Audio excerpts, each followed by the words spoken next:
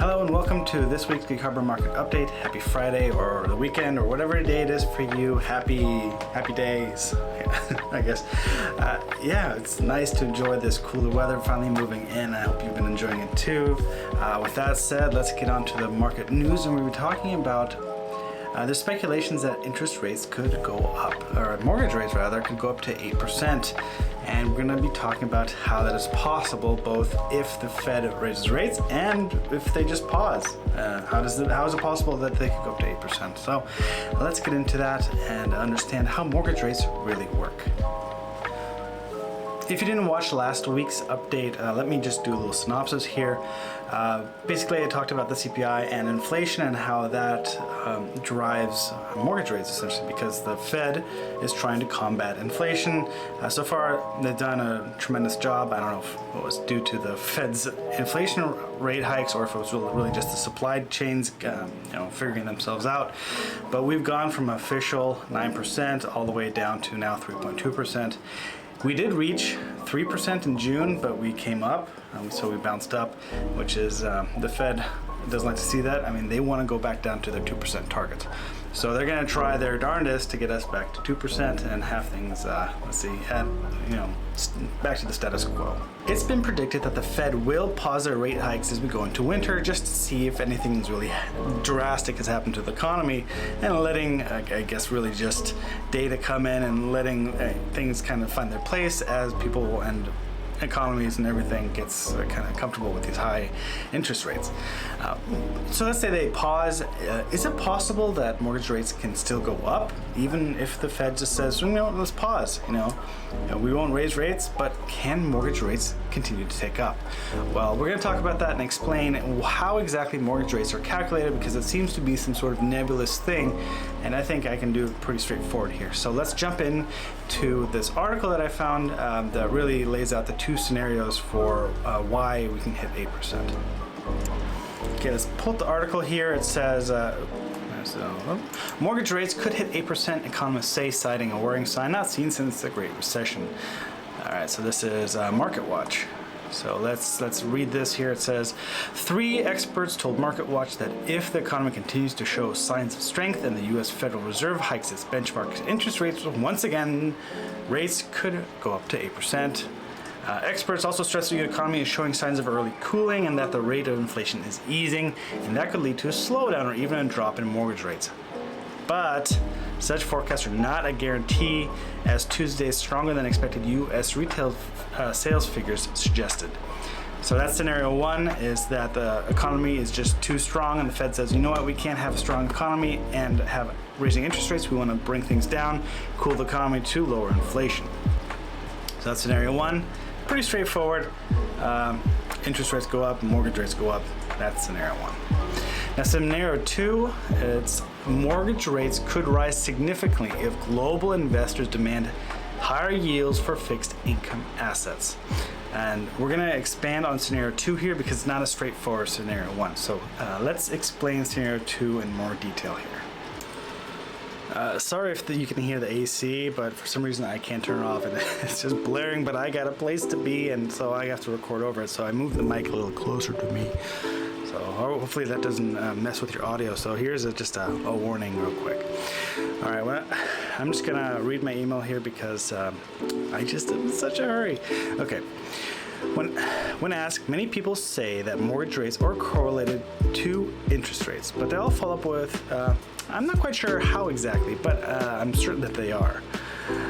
They're kind of implying that there's some magical voodoo going on there that makes up the difference between what treasury yields are and what mortgage rates are and how they're exactly correlated.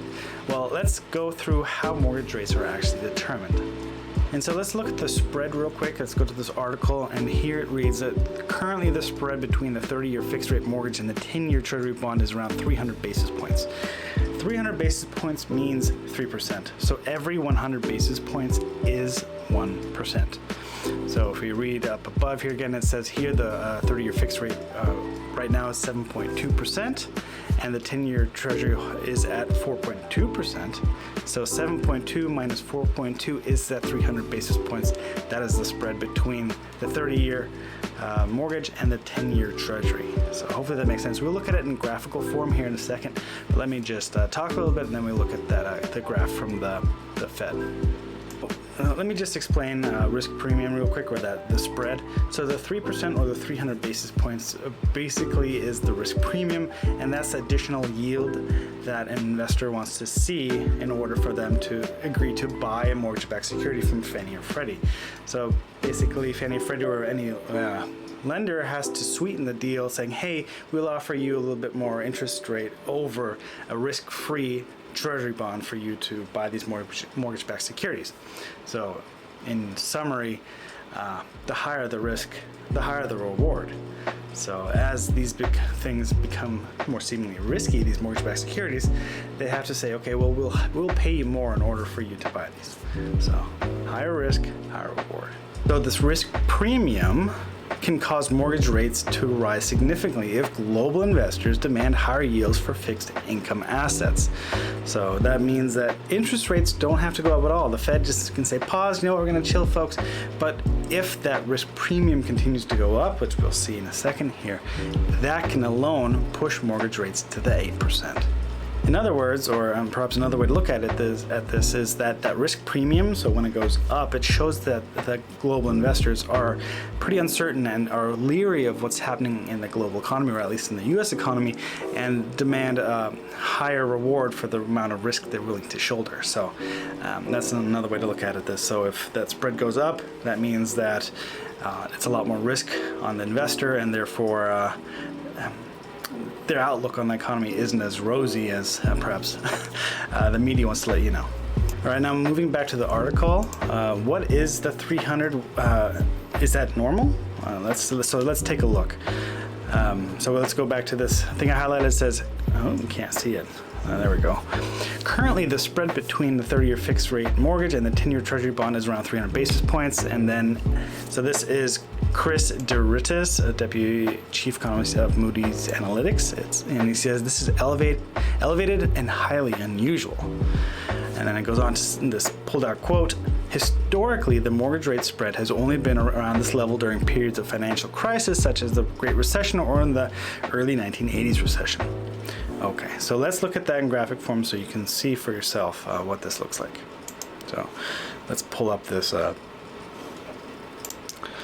from the Fed here. This is the St. Louis Fed. They released this. This is basically comparing the risk premium spread between the 30-year fixed and the 10-year treasury. So this is basically showing how much mortgage rates are over the 10-year treasury. So this is the magic sauce, that the magic voodoo.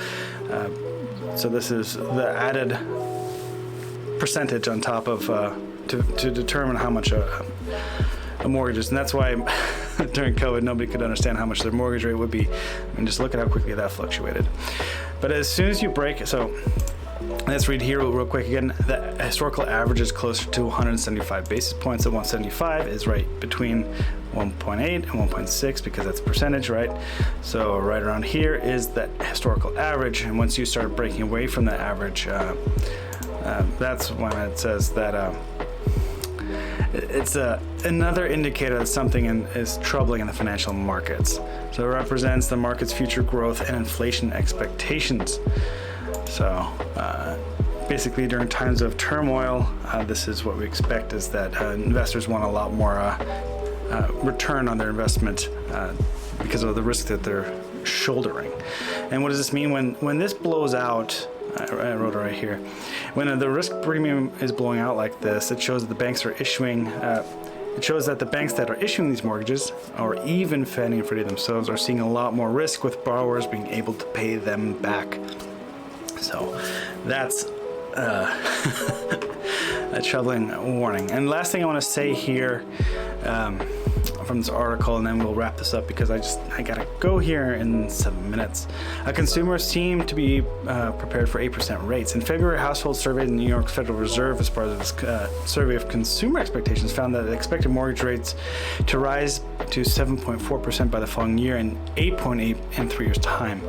Yet few saw the moment as an opportunity to buy. So consumers seem to be prepared for it, interestingly enough.